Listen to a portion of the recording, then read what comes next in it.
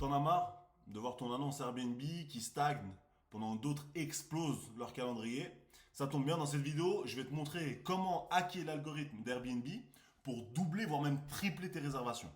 Alors si tu es prêt à passer de statut hôte moyen à celui de légende, reste là parce que je vais t'envoyer du lourd. Tu sois un proprio, une conciergerie ou que tu fasses juste de la sous-location, ta grosse crainte, c'est forcément de voir les réservations baisser. On est d'accord? Ok. On veut tous notre calendrier rempli. Pour ça, on est d'accord aussi. Mais c'est pas du hasard. Ok. Dans cette vidéo, on va se plonger dans l'algorithme d'Airbnb, voir comment l'apprivoiser pour doubler tes réservations. Et c'est faisable. Alors, reste jusqu'à la fin. Il y a quelques pépites et je t'ai gardé la meilleure pour la fin. Bon, pour poser un peu le contexte. Airbnb, c'est juste une plateforme où tu postes une annonce et ça roule tout seul. C'est un écosystème avec son propre algorithme. Airbnb a ses voyageurs et propose des logements à des propriétaires, en gros. Donc si tu comprends comment ça marche, tu as un coup d'avance. Pour réussir là-dessus, il faut jouer stratégiquement. Alors, que tu sois une conciergerie ou en sous-location, tu as des loyers à payer, des charges, bref, t'as pas le choix. Faut maximiser un maximum tes réservations. Alors, point numéro un, la miniature. Et ouais, même ici, c'est comme YouTube, ta première photo doit claquer. D'ailleurs, si tu as cliqué sur cette vidéo YouTube, c'est que la miniature t'a plu. Faut que ça accroche dès le premier regard. Parce qu'Airbnb, c'est un peu comme un speed dating.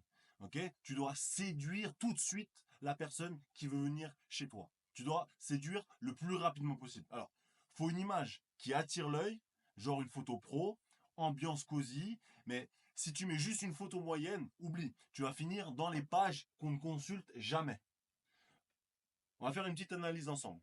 Alors, ici, on est typiquement sur des annonces, sur des premières images qui donnent envie. Alors, on est d'accord, c'est des cabanes, c'est des appartements qui restent une expérience intéressante. Donc oui, c'est vrai que ça donne encore plus envie. Mais prenons un exemple très simple. Voilà, par exemple ici à Chamigny en France, euh, la première image reste intéressante, mais on est d'accord qu'on a encore plus envie de s'arrêter quand on voit une image comme celle-ci.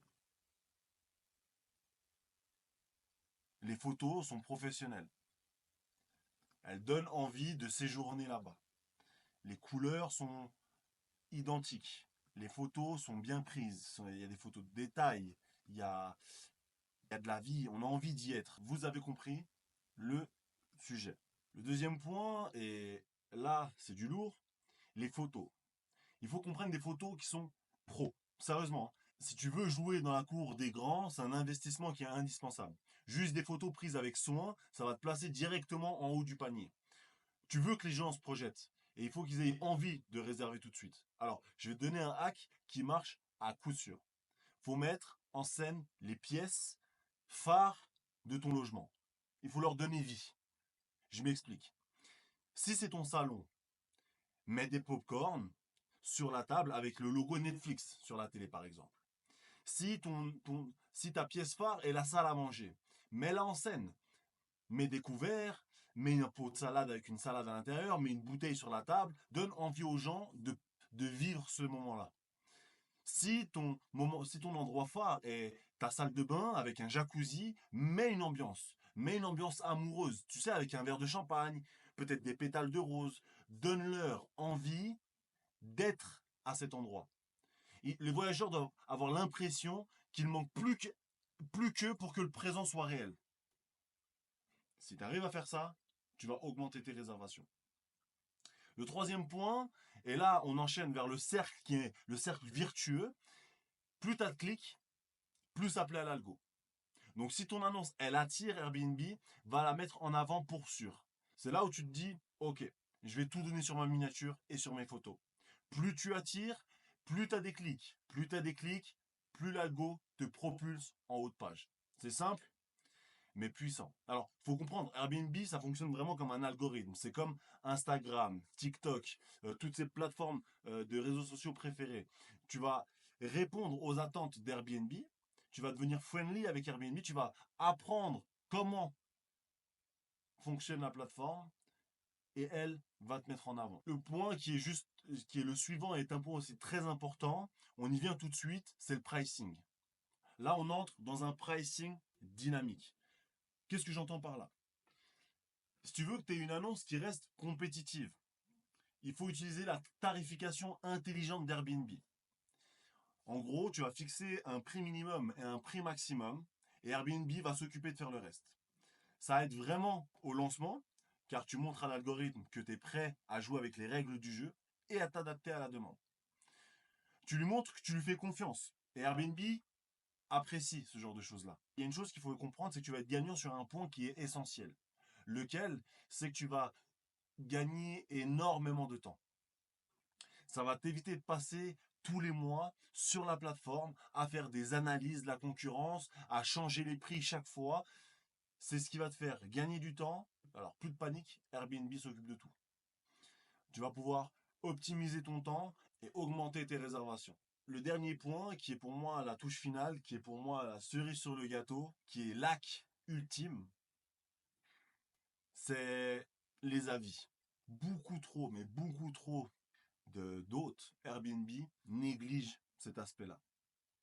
Alors, Airbnb inconsciemment va pousser les utilisateurs à laisser un avis après un départ. Que ce soit le voyageur ou le hôte, il va vous pousser à donner un avis, à mettre un avis. Sauf qu'on le sait, quand on voit la page de laissez-nous un avis sur notre nouvelle application ou laissez-nous un avis sur le voyageur qui vient de quitter votre logement, on a tendance à appuyer sur la prochaine fois.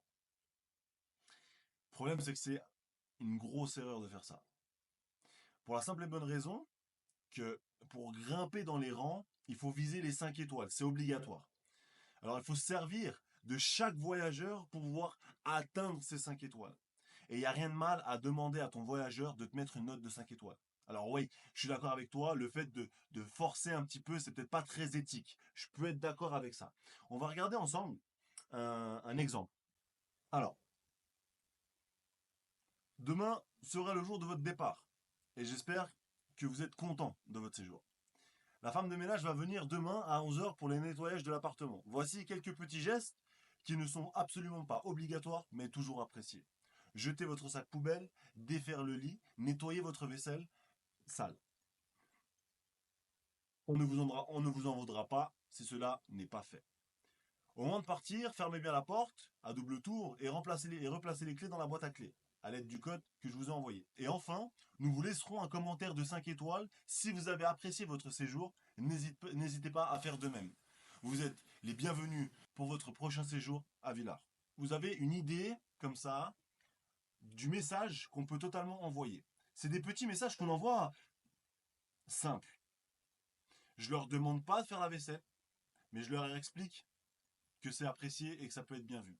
Je leur demande pas de vider la poubelle et de l'aller l'acheter, mais je leur explique que ça peut être apprécié si c'est fait. C'est des messages indirects. Ils vont pas se sentir obligés, ils vont pas se sentir frustrés et ils vont vouloir le faire en se disant on est des personnes respectueuses, on est des personnes propres, on va lui montrer que c'est pas quelque chose qui est compliqué à faire et on va le faire. En plus de ça, je lui demande gentiment et je lui explique que je vais lui laisser une note de 5 étoiles et je lui demande gentiment que s'il a apprécié, de faire de même. Il y a plein d'autres messages qui peuvent être faits. Hein. On peut aller dans une émotion un peu plus demandante. Euh, un exemple, mon logement Airbnb vient d'être mis en ligne. Afin de m'aider à m'améliorer, n'hésitez pas à me faire un retour en privé pour les choses que vous avez pu remarquer dans mon logement. Et je ferai pareil de mon côté. Et pour m'aider à augmenter mon taux de réservation, je vous demanderai s'il vous plaît de me laisser une note de 5 étoiles et je ferai de même pour votre séjour. Ça va tout de suite donner une envie de collaborer avec vous. Et donc, augmenter vos chances d'avoir des rentrées avec des avis de 5 étoiles. Tout ça est très précis et ça fait pas mal d'informations.